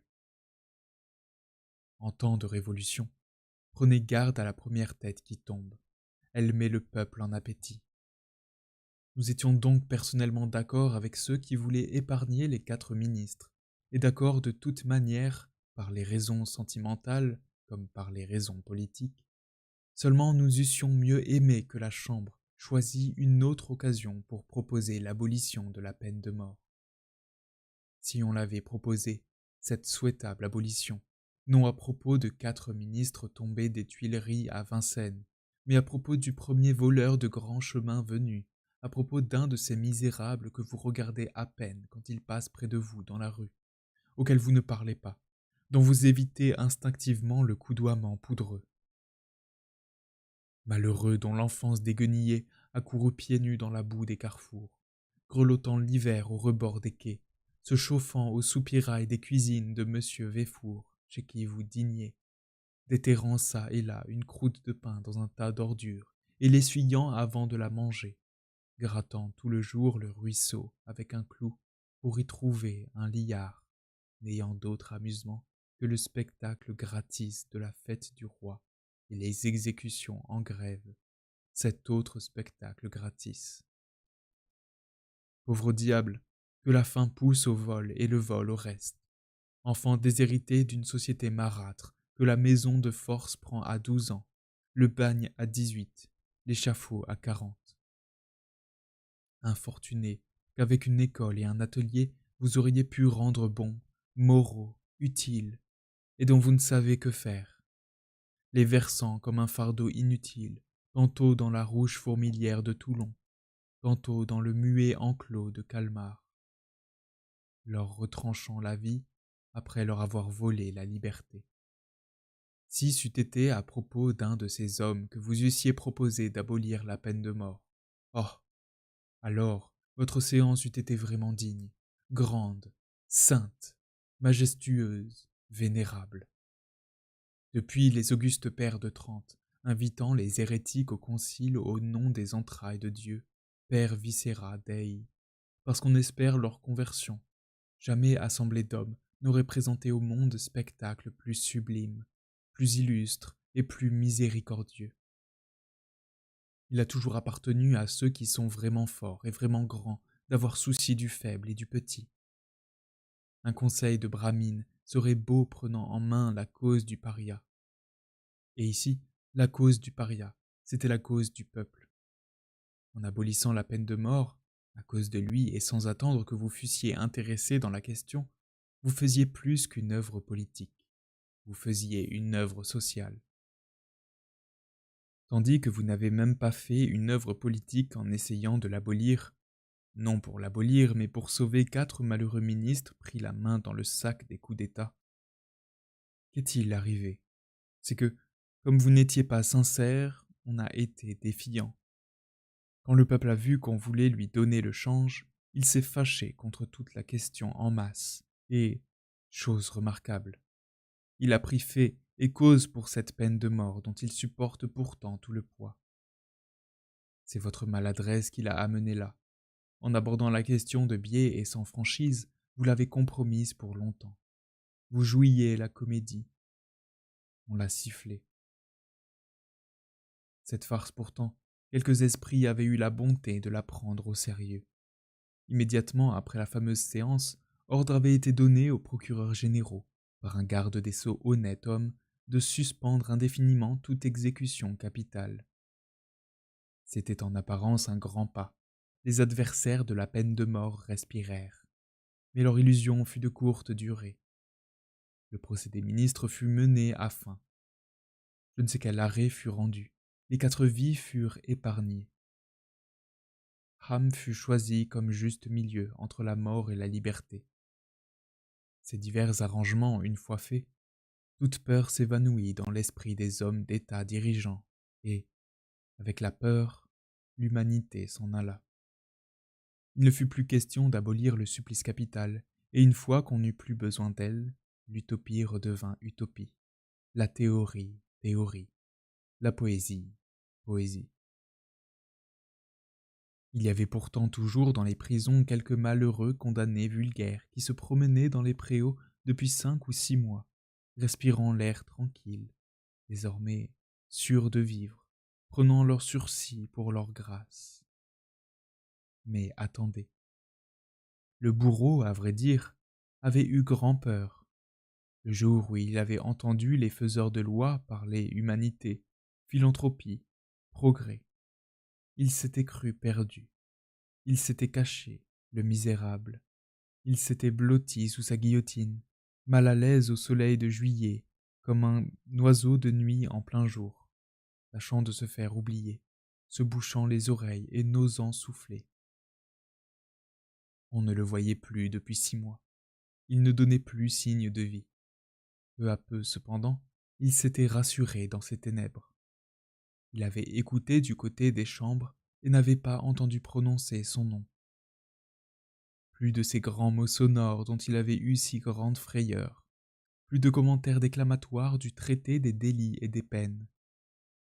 On s'occupait de toute autre chose, de quelque grave intérêt social, d'un chemin vicinal, d'une subvention pour l'opéra comique, ou d'une saignée de 100 000 francs sur un budget apoplectique de 500 millions. Personne ne songeait plus à lui. Coupe-tête. Ce que voyant l'homme se tranquillise, il met sa tête hors de son trou et regarde de tous côtés. Il fait un pas, puis 2, comme je ne sais plus quelle souris de la fontaine, puis il se hasarde à sortir tout à fait de son... Ce que voyant, l'homme se tranquillise, il met sa tête hors de son trou et regarde de tous côtés. Il fait un pas, puis 2, comme je ne sais quelle souris de la fontaine, puis il se hasarde à sortir tout à fait de sous son échafaudage, puis il saute dessus, le raccommode, le restaure, le fourbille, le caresse, le fait jouer, le fait reluire, se remet à suifer la vieille mécanique rouillée que l'oisiveté détraquait. Tout à coup, il se retourne, saisit au hasard par les cheveux dans la première prison venue un de ces infortunés qui comptaient sur la vie, le tire à lui, le dépouille, l'attache, le boucle, et voilà les exécutions qui recommencent. Tout cela est affreux, mais c'est de l'histoire. Oui, il y a eu un sursis de 6 mois accordé à de malheureux captifs, dont on a gratuitement aggravé la peine de cette façon, en les faisant reprendre à la vie. Puis, sans raison, sans nécessité, sans trop savoir pourquoi, pour le plaisir, on a un beau matin révoqué le sursis, et l'on a remis froidement toutes ces créatures humaines en coupe réglée. Eh, mon Dieu, je vous le demande, qu'est-ce que cela nous faisait à tous que ces hommes vécussent? Est-ce qu'il n'y a pas en France assez d'air à respirer pour tout le monde? Pour qu'un jour, un misérable commis de la chancellerie, à qui cela était égal, se soit levé de sa chaise en disant « Allons, Personne ne songe plus à l'abolition de la peine de mort. Il est temps de se remettre à guillotiner. Il faudrait qu'il se soit passé dans le cœur de cet homme-là quelque chose de bien monstrueux. Du reste, disons-le, jamais les exécutions n'ont été accompagnées de circonstances plus atroces que depuis cette révocation du sursis de juillet. Jamais l'anecdote de la grève n'a été plus révoltante et n'a mieux prouvé l'exécration de la peine de mort. Ce redoublement d'horreur est le juste châtiment des hommes qui ont remis le code du sang en vigueur. Qu'ils soient punis par leur œuvre. C'est bien fait. Il faut citer ici 2 ou 3 exemples de ce que certaines exécutions ont eu d'épouvantable et d'impie. Il faut donner mal au nerf aux femmes des procureurs du roi. Une femme, c'est quelquefois une conscience.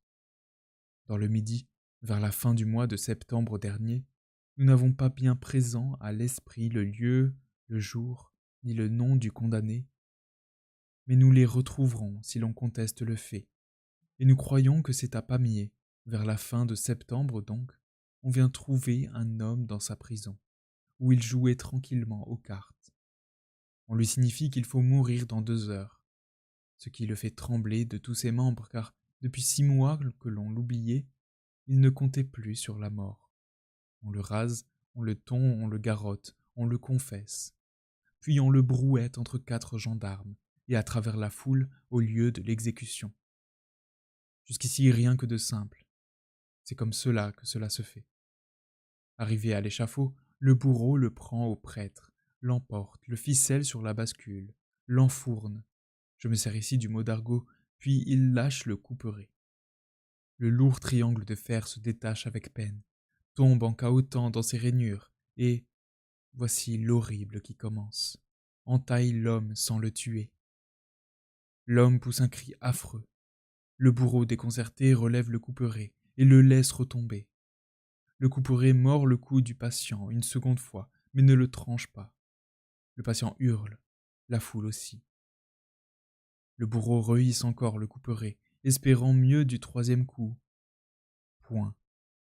Le 3e coup fait jaillir un 3e ruisseau de sang de la nuque du condamné, mais ne fait pas tomber la tête. Abrégeons. Le couteau remonta et retomba 5 fois. 5 fois il entama le condamné. 5 fois le condamné hurla sous le coup et secoua sa tête vivante en criant grâce. Le peuple indigné prit des pierres et se mit dans sa justice à lapider le misérable bourreau. Le bourreau s'enfuit sous la guillotine et s'y tapit derrière les chevaux des gendarmes. Mais vous n'êtes pas au bout.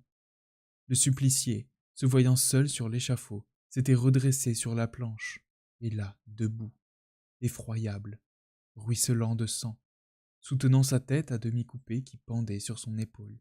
Il demandait avec de faibles cris qu'on vînt le détacher. La foule, pleine de pitié, était sur le point de forcer les gendarmes et La foule, pleine de pitié, était sur le point de forcer les gendarmes et de venir à l'aide du malheureux qui avait subi 5 fois son arrêt de mort. C'est en ce moment-là qu'un valet du bourreau, jeune homme de 20 ans, monte sur l'échafaud, dit au patient de se tourner pour qu'il le délie et, profitant de la posture du mourant qui se livrait à lui sans défiance, saute sur son dos et se met à lui couper péniblement ce qui lui restait de cou avec je ne sais quel couteau de boucher. Cela s'est vu. Oui. Au terme de la loi, un juge a dû assister à cette exécution. D'un signe, il pouvait tout arrêter. Que faisait-il donc au fond de sa voiture, cet homme, pendant qu'on massacrait un homme? Que faisait ce punisseur d'assassins, pendant qu'on assassinait en plein jour sous ses yeux, sous le souffle de ses chevaux, sous la vitre de sa portière? Et le juge n'a pas été mis en jugement. Et le bourreau n'a pas été mis en jugement. Et aucun tribunal ne s'est enquis de cette monstrueuse extermination de toutes les lois sur la personne sacrée d'une créature de Dieu. Au XVIIe siècle, à l'époque de barbarie du code criminel, sous Richelieu, sous Christophe Fouquet, quand M. de Chalais fut mis à mort devant le bouffet de Nantes par un soldat maladroit qui, au lieu d'un coup d'épée, lui donna 34 coups d'un doloir de tonnelier. Du moins, Cela parut-il irrégulier au Parlement de Paris. Il y eut enquête et procès. Et si Richelieu ne fut pas puni, si Christophe Fouquet ne fut pas puni, le soldat le fut. Injustice sans doute, mais au fond de laquelle il y avait de la justice. Ici, rien. La chose a eu lieu après juillet, dans un temps de douce mœurs et de progrès, un an après la célèbre lamentation de la Chambre sur la peine de mort. Eh bien, le fait a passé absolument inaperçu. Les journaux de Paris l'ont publié comme une anecdote.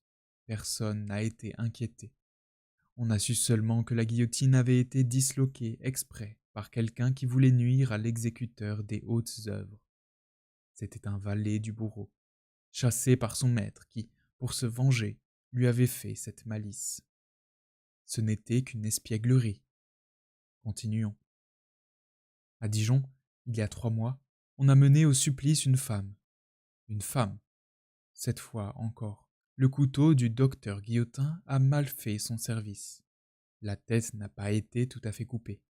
Alors les valets de l'exécuteur se sont attelés aux pieds de la femme, et à travers les hurlements de la malheureuse, et à force de tiraillements et de soubresauts, ils lui ont séparé la tête du corps par arrachement. À Paris, nous revenons au temps des exécutions secrètes. Comme on n'ose plus décapiter en grève depuis juillet, comme on a peur, comme on est lâche, voici ce qu'on fait. On a pris dernièrement à Bicêtre un homme, un condamné à mort, un nommé Descendrieux, je crois. On l'a mis dans une espèce de panier traîné sur 2 roues, clos de toutes parts, cadenassé et verrouillé. Puis, un gendarme en tête, un gendarme en queue, et petit bruit et sans foule, on a été déposer le paquet à la barrière déserte de Saint-Jacques. Arrivé là, il était 8 heures du matin. À peine jour. Il y avait une guillotine toute fraîche, dressée, et pour public quelques douzaines de petits garçons groupés sur les tas de pierres voisins autour de la machine inattendue. Vite, on a tiré l'homme du panier, et, sans lui donner le temps de respirer, furtivement, sournoisement, honteusement, on lui a escamoté sa tête. Cela s'appelle un acte public et solennel de haute justice. Infâme dérision. Comment donc les gens du roi comprennent-ils le mot civilisation? Où en sommes-nous? La justice ravalée aux stratagèmes et aux supercheries. La loi aux expédients. Monstrueux. C'est donc une chose bien redoutable qu'un condamné à mort pour que la société le prenne en traître de cette façon. Soyons justes pourtant, l'exécution n'a pas été tout à fait secrète. Le matin, on a crié et vendu comme de coutume l'arrêt de mort dans les carrefours de Paris. Il paraît qu'il y a des gens qui vivent de cette vente. Vous entendez? Du crime d'un infortuné, de son châtiment, de ses tortures, de son agonie. On fait une denrée, un papier qu'on vend 1 sou. Concevez-vous rien de plus hideux que ce sou, vert de grisé dans le sang? Qui est-ce donc qui le ramasse? Voilà assez de faits, en voilà trop. Est-ce que tout cela n'est pas horrible? Qu'avez-vous à alléguer pour la peine de mort? Nous faisons cette question sérieusement. Nous la faisons pour qu'on y réponde. Nous la faisons aux criminalistes et non aux lettrés bavards. Nous savons qu'il y a des gens qui prennent l'excellence de la peine de mort pour texte à paradoxe comme tout autre thème. Il y en a d'autres qui n'aiment la peine de mort que parce qu'ils haïssent tel ou tel qui l'attaque. C'est pour eux une question quasi littéraire, une question de personne, une question de nom propre. Ceux-là sont les envieux. Ils ne font pas plus faute aux bons jurisconsultes qu'aux grands artistes. Les Joseph Grippa ne manquent pas plus aux Filangieri que les Torregiani aux Michel-Ange et les Scudery aux Corneille. Ce n'est pas à eux que nous nous adressons, mais aux hommes de loi proprement dit, aux dialecticiens, aux raisonneurs, à ceux qui aiment la peine de mort pour la peine de mort, pour sa beauté, pour sa bonté, pour sa grâce. Voyons, qu'ils donnent leur raison. Ceux qui jugent et qui condamnent disent la peine de mort nécessaire. D'abord, parce qu'il importe de retrancher la communauté sociale un membre qui lui a déjà nui et qui pourrait lui nuire encore. S'il ne s'agissait que de cela, la prison perpétuelle suffirait. À quoi bon la mort? Vous objectez qu'un peut s'échapper de la prison. Faites mieux votre ronde. Si vous ne croyez pas à la solidité des barreaux de fer, comment osez-vous avoir des ménageries? Pas de bourreau, où le geôlier suffit. Mais reprend-on. Il faut que la société se venge, que la société punisse. Ni l'un ni l'autre. Se venger est de l'individu. Punir est de Dieu. La société est entre deux. Le châtiment est au-dessus d'elle et la vengeance au-dessous. Rien de si grand et de si petit ne lui sied. Elle ne doit pas punir pour se venger, elle doit corriger pour améliorer. Transformer de cette façon la formule des criminalistes, nous la comprenons et nous y adhérons. Reste la troisième et dernière raison, la théorie de l'exemple. Il faut faire des exemples. Il faut épouvanter par le spectacle du sort réservé aux criminels ceux qui seraient tentés de les imiter. Voilà bien à peu près textuellement la phrase éternelle dont tous les réquisitoires des 500 parquets de France ne sont que des variations plus ou moins sonores. Eh bien, nous nions d'abord qu'il y ait exemple. Nous nions que le spectacle des supplices produise l'effet qu'on en entend. Loin d'édifier le peuple, il le démoralise et ruine en lui toute sensibilité, partant toute vertu. Les preuves abondent et encombreraient notre raisonnement si nous voulions en citer. Nous signalerons pourtant un fait entre mille, parce qu'il est le plus récent. Au moment où nous écrivons, il n'a que 10 jours de date. Il est du 5 mars, dernier jour du carnaval. À Saint-Paul, immédiatement après l'exécution d'un incendiaire nommé Louis Camus, une troupe de masques est venue danser autour de l'échafaud encore fumant. Faites donc des exemples. Le mardi gras vous rit au nez. Que si, malgré l'expérience, vous tenez à votre théorie routinière de l'exemple, alors rendez-nous le XVIe siècle, soyez vraiment formidable. Rendez-nous la variété des supplices, rendez-nous Farinacci, rendez-nous les tourmenteurs jurés, rendez-nous le gibet, la roue, le bûcher, l'estrapade, les sourillements, l'écartèlement, la fosse à enfouir vif, la cuve à bouillir vif. Rendez-nous, dans tous les carrefours de Paris, comme une boutique de plus ouverte parmi les autres, le hideux étal du bourreau, sans cesse garni de chair fraîche. Rendez-nous Montfaucon, ses 16 piliers de pierre, ses brutes assises, ses caves à ossements, ses poutres, ses crocs, ses chaînes, ses brochettes de squelettes, son éminence de plâtre tacheté de corbeaux, ses potences succursales, et l'odeur du cadavre que par le vent du nord-est il répand à larges bouffées sur tout le faubourg du Temple. Rendez-nous dans sa permanence et dans sa puissance ce gigantesque appentis du bourreau de Paris. À la bonne heure, voilà de l'exemple en grand, voilà de la peine de mort bien comprise, voilà un système de supplice qui a quelques proportions, voilà qui est horrible, mais qui est terrible. Ou bien faites comme en Angleterre. En Angleterre, pays de commerce, on prend un contrebandier sur la côte de Douvres, on le pend pour l'exemple. Pour l'exemple. On le laisse accroché au gibet. Mais comme les intempéries de l'air pourraient détériorer le cadavre, on l'enveloppe soigneusement d'une toile enduite de goudron, afin d'avoir à le renouveler moins souvent. Ô terre d'économie, goudronner les pendus. Cela, pourtant, a encore quelque logique. C'est la façon la plus humaine de comprendre la théorie de l'exemple. Mais vous, est-ce bien sérieusement que vous croyez faire un exemple quand vous égorgiez misérablement un pauvre homme dans le recoin le plus désert des boulevards extérieurs? En grève, en plein jour, passe encore, mais à la barrière Saint-Jacques, mais à 8 heures du matin. Qui est-ce qui passe là? Qui est-ce qui va là? Qui est-ce qui sait que vous tuez un homme là? Qui est-ce qui se doute que vous faites un exemple là? Un exemple pour qui? Pour les arbres du boulevard, apparemment. Ne voyez-vous donc pas que vos exécutions publiques se font en tapinois? Ne voyez-vous donc pas que vous vous cachez, que vous avez peur et honte de votre œuvre, que vous balbutiez ridiculement votre dicité justitiam Montini?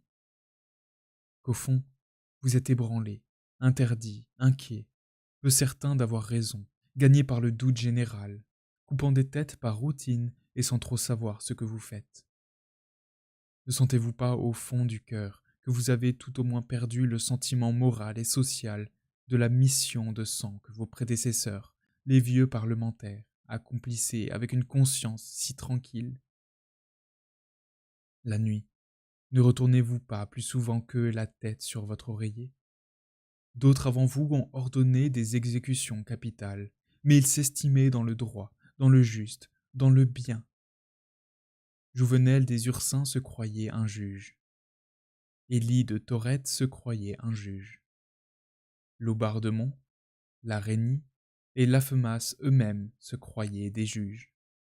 Vous, dans votre fort intérieur, vous n'êtes pas bien sûr de ne pas être des assassins. Vous quittez la grève pour la barrière, Saint-Jacques, la foule pour la solitude, le jour pour le crépuscule. Vous ne faites plus fermement ce que vous faites. Vous vous cachez, vous dis-je. Toutes les raisons pour la peine de mort, les voilà donc démolies. Voilà tous les syllogismes de parquet mis à néant, tous les copeaux de réquisitoire, les voilà balayés et réduits en cendres. La moindre, le moindre attouchement de la logique dissout tous les mauvais raisonnements. Que les gens du roi ne viennent donc plus nous demander des têtes, à nous jurés, à nous, hommes, en nous adjurant d'une voix caressante au nom de la société à protéger, de la vindicte publique à assurer, des exemples à faire. Rhétorique, ampoule et néant que tout cela. Un coup d'épingle dans ces hyperboles, et vous les désenflez. Au fond de ce doucereux verbiage, vous ne trouvez que dureté du cœur, cruauté, barbarie, envie de prouver son zèle, nécessité de gagner ses honoraires. Taisez-vous, mandarin. Sous la pâte de velours du juge, on sent les ongles du bourreau. Il est difficile de songer de sang-froid à ce que c'est qu'un procureur royal criminel. C'est un homme qui gagne sa vie à envoyer les autres à l'échafaud. C'est le pourvoyeur titulaire des places de grève. Du reste, c'est un monsieur qui a des prétentions au style et aux lettres, qui est beau parleur ou croit l'être, qui récite au besoin un vers latin ou deux avant de conclure à la mort, qui cherche à faire de l'effet, qui intéresse son amour-propre. Ô misère, là où d'autres ont leur vie engagée, qui a ses modèles à lui, ses types désespérants à atteindre, ses classiques, son Bellart, son Marchangy, comme tel poète à Racine et tel autre Boileau. Dans le débat, il tire du côté de la guillotine. C'est son rôle, c'est son état. Son réquisitoire, c'est son œuvre littéraire. Il le fleurit de métaphores, il le parfume de citations. Il faut que cela soit beau à l'audience, que cela plaise aux dames. Il a son bagage de lieu commun encore très neuf pour la province, ses élégances d'élocution, ses recherches, ses raffinements d'écrivain. Il est le mot propre, presque autant que nos poètes tragiques de l'école de Delille. N'ayez pas peur qu'il appelle les choses par leur nom. Fi donc. Il a pour toute idée dont la nullité vous révolterait des déguisements complets d'épithètes et d'adjectifs. Il rend M. Sanson présentable, il gaze le couperet, il estompe la bascule, il entortille le panier rouge dans une périphrase. On ne sait plus ce que c'est douceâtre et décent. Vous le représentez-vous, la nuit, dans son cabinet, élaborant à loisir et de son mieux cette harangue qui fera dresser un échafaud dans 6 semaines? Le voyez-vous, suant sang et eau pour emboîter la tête d'un accusé dans le plus fatal article du code? Le voyez-vous, scier avec une loi mal faite le cou d'un misérable? Remarquez-vous comme il fait infuser dans un gâchis de tropes et de synecdoches 2 ou 3 textes vénéneux pour en exprimer et en extraire à grand-peine la mort d'un homme? N'est-il pas vrai que, tandis qu'il écrit, sous sa table, dans l'ombre, il a probablement le bourreau accroupi à ses pieds, et qu'il arrête de temps en temps sa plume pour lui dire, comme le maître à son chien, Péla, Péla, tu vas avoir ton os. Du reste, dans la vie privée, cet homme du roi peut être un honnête homme, bon père, bon fils, bon mari, bon ami, comme disent toutes les épitaphes du Père-Lachaise. Espérons que le jour est prochain où la loi abolira ses fonctions funèbres. L'air seul de notre civilisation doit dans un temps donné user la peine de mort. On est parfois tenté de croire que les défenseurs de la peine de mort n'ont pas bien réfléchi à ce que c'est. Mais pesez donc un peu à la balance de quelque crime que ce soit ce droit exorbitant que la société s'arroge d'ôter ce qu'elle n'a pas donné. Cette peine, la plus irréparable des peines irréparables. De deux choses l'une. Ou l'homme que vous frappez est sans famille, sans parents, sans adhérents dans ce monde. Et dans ce cas, il n'a reçu ni éducation, ni instruction, ni soin pour son esprit, ni soin pour son cœur. Et alors de quel droit tuez-vous ce misérable orphelin? Vous le punissez de ce que son enfance a rampé sur le sol, sans tige et sans tuteur. Vous lui imputez à forfait l'isolement où vous l'avez laissé. De son malheur vous faites son crime. Personne ne lui a appris à voir ce qu'il faisait. Cet homme ignore. Sa faute est à sa destinée, non à lui.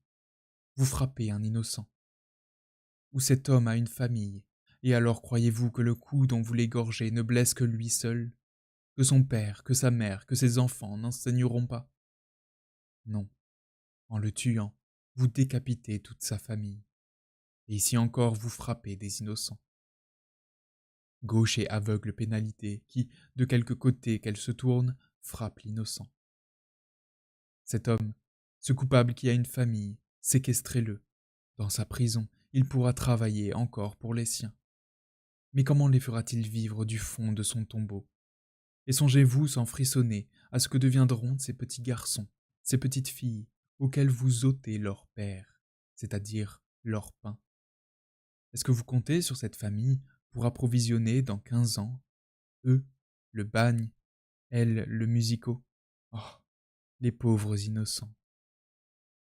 Aux colonies, quand un arrêt de mort tue un esclave, il y a 1000 francs d'indemnité pour le propriétaire de l'homme. Quoi?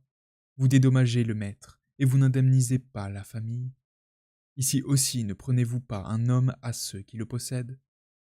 N'est-il pas un titre bien autrement sacré que l'esclave vis-à-vis du maître, la propriété de son père, le bien de sa femme, la chose de ses enfants? Nous avons déjà convaincu votre loi d'assassinat. La voici convaincue de vol. Autre chose encore, l'âme de cet homme, y songez-vous? Savez-vous dans quel état elle se trouve? Osez-vous bien l'expédier si lestement? Autrefois du moins, quelquefois circuler dans le peuple, au moment suprême, le souffle religieux qui était dans l'air pouvait amollir le plus endurci. Un patient était en même temps impénitent. La religion lui ouvrait un monde au moment où la société lui enfermait un autre. Toute âme avait conscience de Dieu.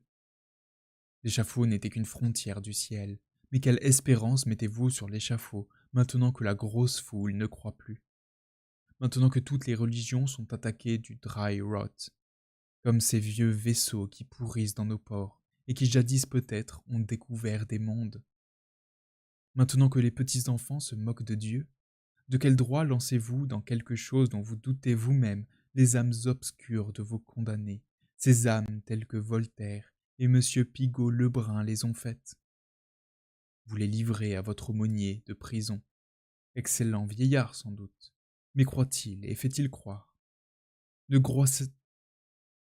grossoit-il pas comme une corvée son œuvre sublime? Est-ce que vous le prenez pour un prêtre, ce bonhomme qui coudoie le bourreau dans la charrette? Un écrivain plein d'âme et de talent l'a dit avant vous. C'est une horrible chose de conserver le bourreau après avoir ôté le confesseur. Ce ne sont là, sans doute, que des raisons sentimentales, comme disent quelques dédaigneux qui ne prennent leur logique que dans leur tête. À nos yeux, ce sont les meilleurs. Nous préférons souvent les raisons du sentiment aux raisons de la raison. D'ailleurs, les deux séries se tiennent toujours, ne l'oublions pas. Le traité des délits est greffé sur l'esprit des lois. Montesquieu a engendré Beccaria.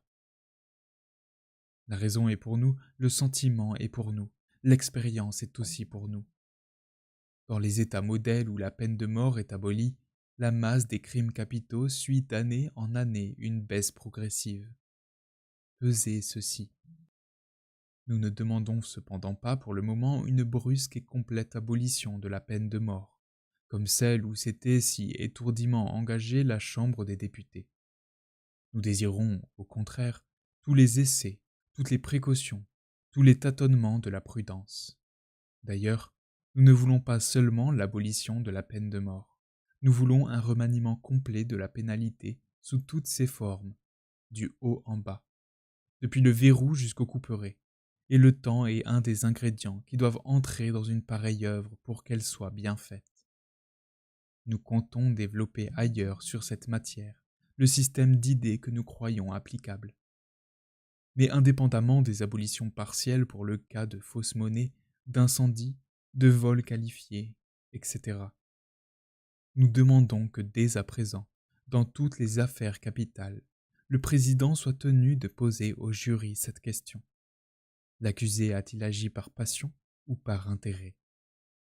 Et que dans le cas où le jury répondrait « l'accusé a agi par passion », il n'y ait pas condamnation à mort. Ceci nous épargnerait du moins quelques exécutions révoltantes. Hulbach et De Baker seraient sauvés. On ne guillotinerait plus Othello. Au reste, qu'on ne s'y trompe pas, cette question de la peine de mort mûrit tous les jours. Avant peu, la société entière la résoudra comme nous. Que les criminalistes les plus entêtés y fassent attention. Depuis un siècle, la peine de mort va s'amoindrissant. Elle se fait presque douce. Signe de décrépitude, signe de faiblesse, signe de mort prochaine. La torture a disparu, la roue a disparu, la potence a disparu. Chose étrange, la guillotine elle-même est un progrès. Monsieur Guillotin était un philanthrope. Oui, l'horrible Thémise Dantu et vorace de Farinas et de Vouglan, de Delancre et d'Isaac Loisel, de Dopède et de Marchot, dépérit. Elle maigrit, elle se meurt. Voilà déjà la grève qui n'en veut plus. La grève se réhabilite. La vieille buveuse de sang s'est bien conduite en juillet. Elle veut mener désormais meilleure vie et rester digne de sa belle action. Elle qui s'était prostituée depuis 3 siècles à tous les échafauds, la pudeur la prend. Elle a honte de son ancien métier. Elle veut perdre son vilain nom. Elle répudie le bourreau. Elle lave son pavé. À l'heure qu'il est, la peine de mort est déjà hors de Paris. Or, disons-le bien ici, sortir de Paris, c'est sortir de la civilisation. Tous les symptômes sont pour nous. Il semble aussi qu'elle se rebute et qu'elle rechigne, cette hideuse machine, ou plutôt ce monstre fait de bois et de fer qui est à Guillotin ce que Galatée est à Pygmalion. Vu d'un certain côté, les effroyables exécutions que nous avons détaillées plus haut sont d'excellents signes. La guillotine hésite. Elle en est à manquer son coup. Tout le vieil échafaudage de la peine de mort se détraque. L'infâme machine partira de France, et nous y comptons. Et, s'il plaît à Dieu, elle partira en boitant, car nous tâcherons de lui porter de rudes coups. Qu'elle aille demander l'hospitalité ailleurs, à quelque peuple barbare, non à la Turquie qui se civilise, non aux sauvages qui ne voudraient pas d'elle, mais qu'elle descende quelques échelons encore de l'échelle de la civilisation, qu'elle aille en Espagne ou en Russie. L'édifice social du passé reposait sur 3 colonnes, le prêtre, le roi, le bourreau. Il y a déjà longtemps qu'une voix a dit « Les dieux s'en vont ». Dernièrement, une autre voix s'est élevée et a crié « Les rois s'en vont ». Il est temps maintenant qu'une 3e voix s'élève et dise « Le bourreau s'en va ». Ainsi l'ancienne société sera tombée pierre à pierre. Ainsi la Providence aura complété l'écoulement du passé. À ceux qui ont regretté les dieux, on a pu dire « Dieu reste ». À ceux qui regrettent les rois, on peut dire « La patrie reste ». À ceux qui regrettaient le bourreau, on n'a rien à dire. Et l'ordre ne disparaîtra pas avec le bourreau, ne le croyez point. La voûte de la société future ne croulera pas pour n'avoir point cette clé hideuse. La civilisation n'est autre chose qu'une série de transformations successives. À quoi donc allez-vous assister? À la transformation de la pénalité. La douce loi du Christ pénétrera enfin le code et rayonnera à travers. On regardera le crime comme une maladie, et cette maladie aura des médecins qui remplaceront vos juges, ces hôpitaux qui remplaceront vos bagnes. La liberté et la santé se ressembleront. On versera le baume et l'huile où l'on appliquait le fer et le feu. On traitera par la charité ce mal qu'on traitait par la colère. Ce sera simple et sublime. La croix substituée au gibet. Voilà tout. 15 mars 1832.